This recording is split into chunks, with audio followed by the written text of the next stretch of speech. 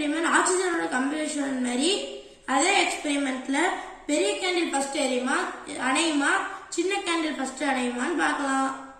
வாங்க இப்ப ஃபர்ஸ்ட் வந்து கேண்டில பத்த வச்சுக்கலாம்.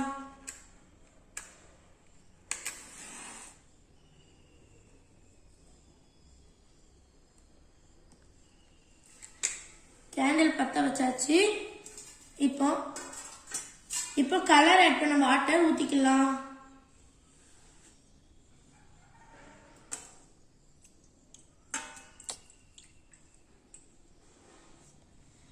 இப்போ பாருங்க ரெண்டு கேண்டிலுமே நல்லா எரிஞ்சுக்கிட்டு தான் ஃப்ரெண்ட்ஸ் இருக்குது.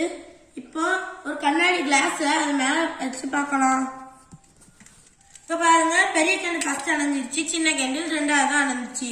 இதுல வந்து நம்மளுக்கு என்ன தெரியுதுன்னா பெரிய கேண்டிலுக்கு வந்து ஆக்சிஜனோட சப்ளை ஃபர்ஸ்ட் கட் ஆயிரும்.